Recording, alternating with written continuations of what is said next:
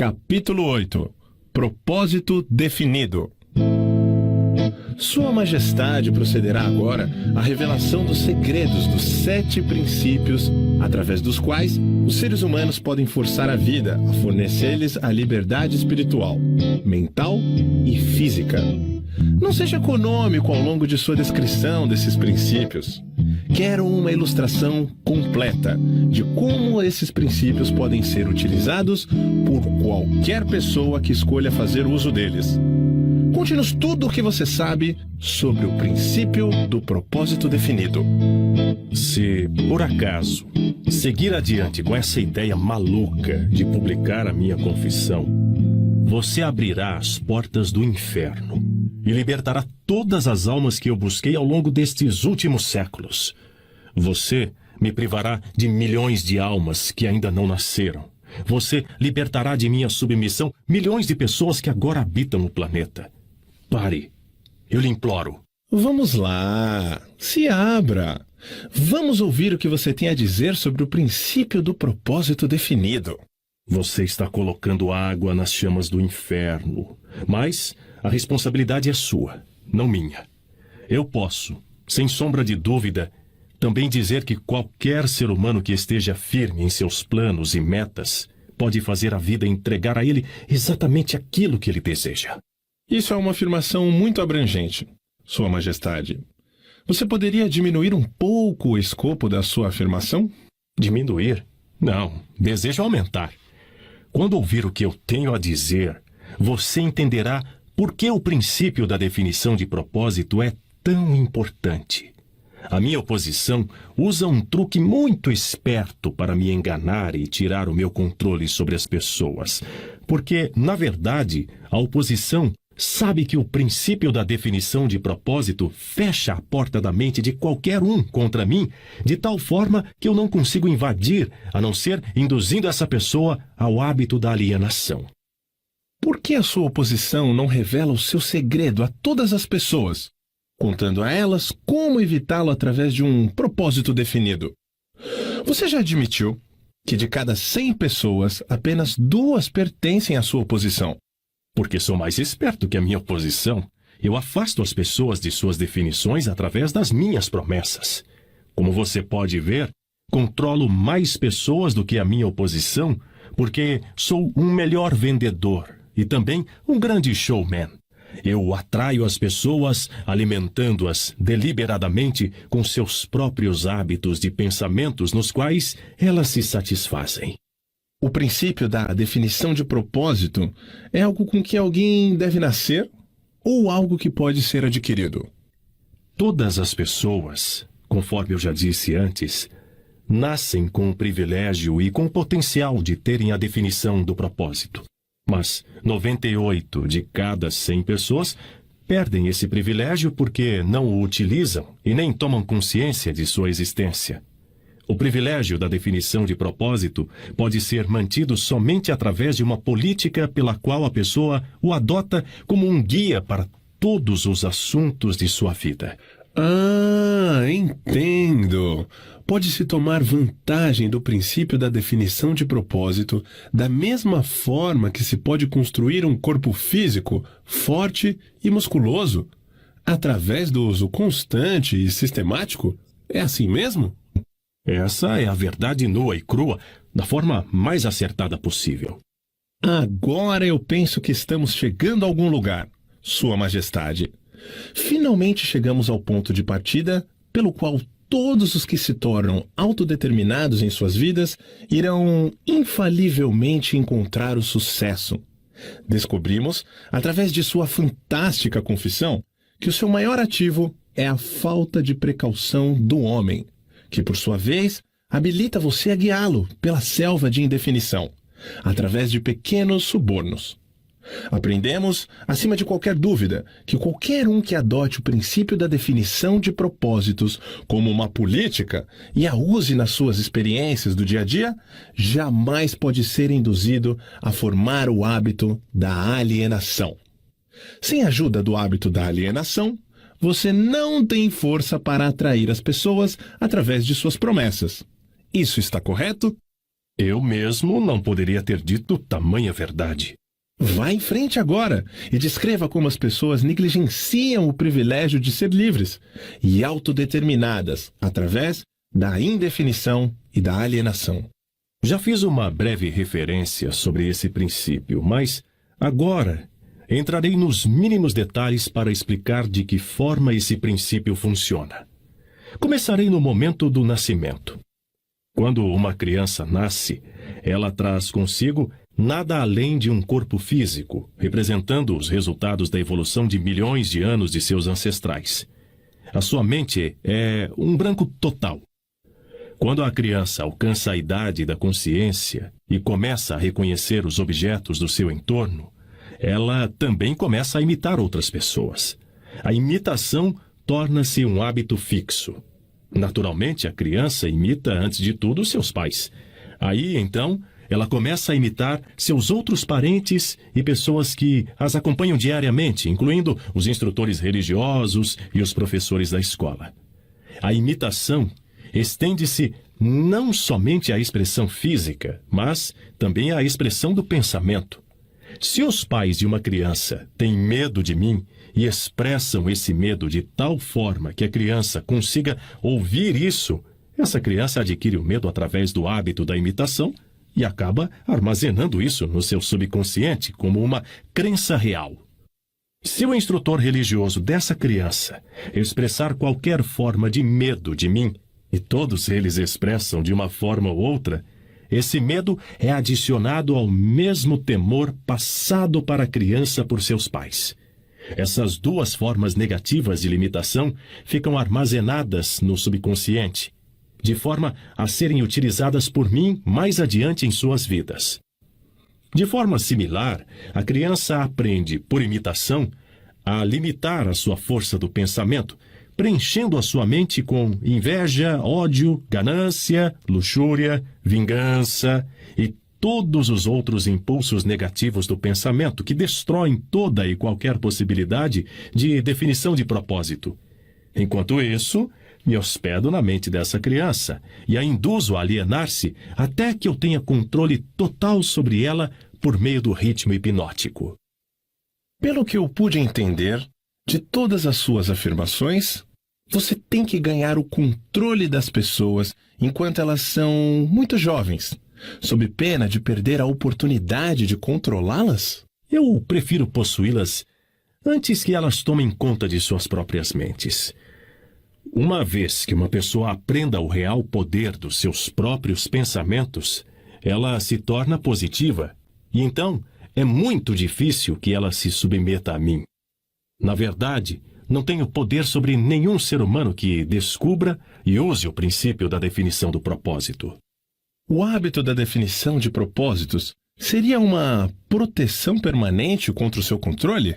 Não, de certa forma não.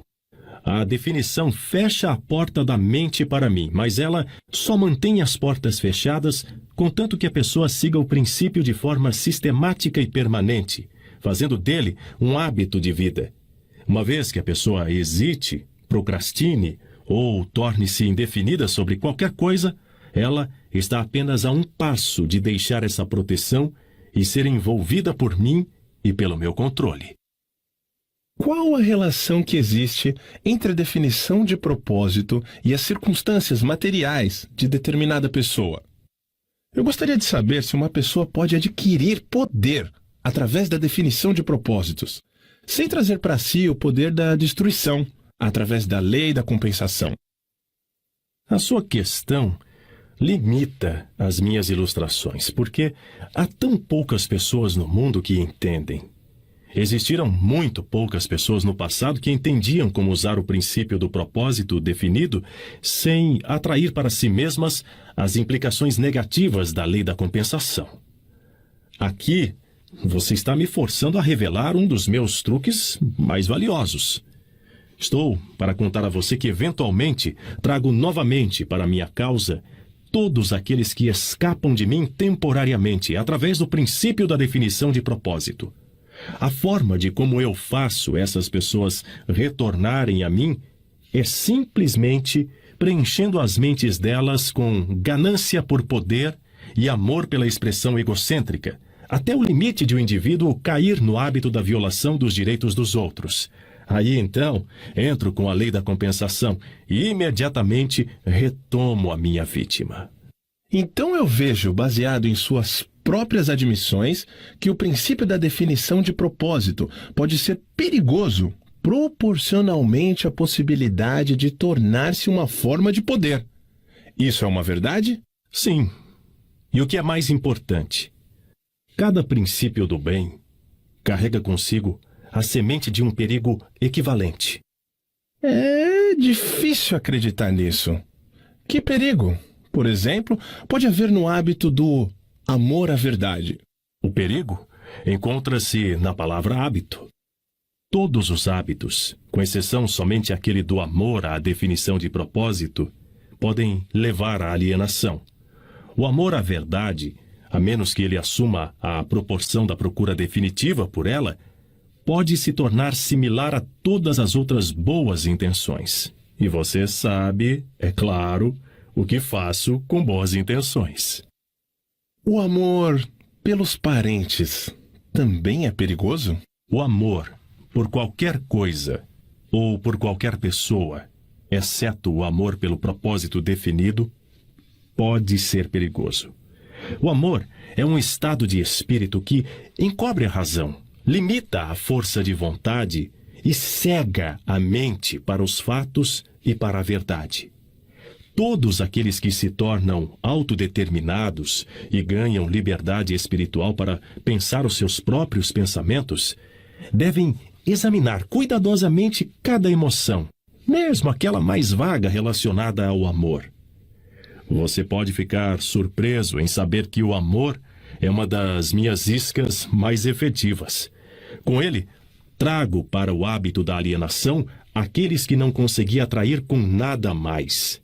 E é por isso que o coloquei encabeçando a minha lista de subornos.